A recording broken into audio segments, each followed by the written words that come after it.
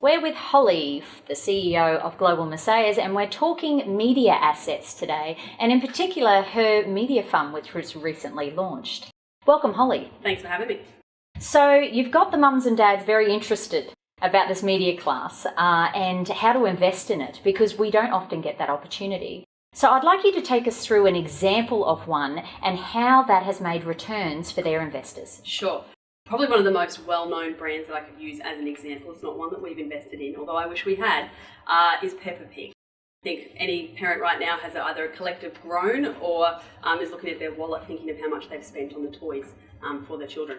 So Peppa Pig is a fantastic example as a piece of intellectual property that a production company established, took to market, and then obviously it turned into the worldwide phenomena. Now, not every intellectual property investment is going to turn into a Peppa Pig. There's only so much attention that a child can give the TV at any one point. But it's a fantastic example because if you look at it as a journey across the entire asset class, as opposed to a share where you just buy and sell and you're in and you're out. Let's look at Peppa Pig as an example because just recently it was actually valued at over $1 billion US. And that's a couple of characters on screen with a UK accent. It's an extraordinarily clever brand.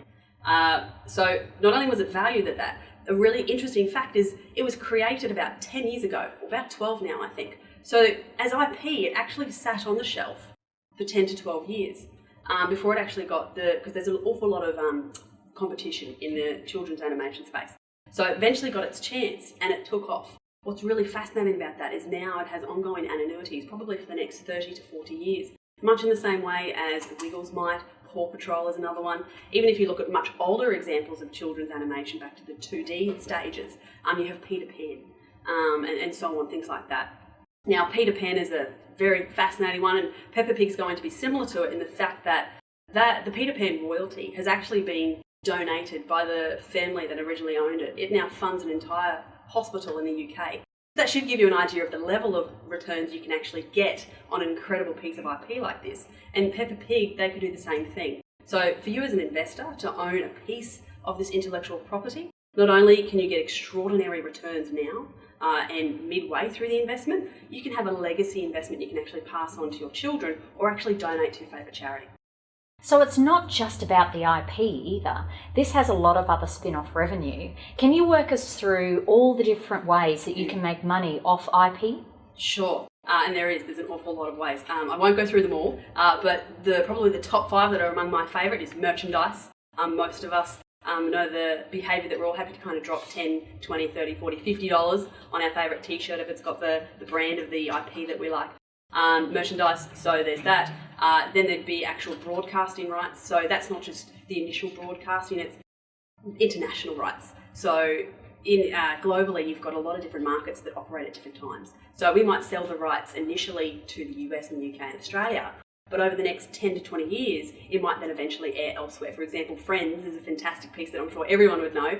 That's only just starting to air in certain Eastern European countries, and of course they love it just as much as everyone else. But it gives you a great example of the longevity of broadcasting rights, even with the changes that are happening in that space. There's still that base rate of return. Other ones would be licensing. So licensing is really powerful because you're actually giving someone the chance to use the IP, but you don't actually have to pay for anything that they create. They take on all of the risk. An example would be, Peppa Pig, for example. Again, if I'm a toy producer, so if I'm Mattel or if I'm someone like that, I go to the owner of Peppa Pig and go, I'll make all the toys. I'll take on all the risk. I'll do all the marketing. Just let me have that license. And Peppa Pig owners get a lovely fee for that, but they don't have any risk. And that's really attractive. So that's just 3 ways. There's at least 10 or 15 that we can look at, and I actually look at it through all of our media assets that we examine. They have to have all of that. If they don't have all of these revenues, I'm not interested. For the level of return that you can get from media compared to other investments, it's staggering. Fascinating. I'm sure I could talk for you on this for another hour. Thanks for your time, Holly. No problem.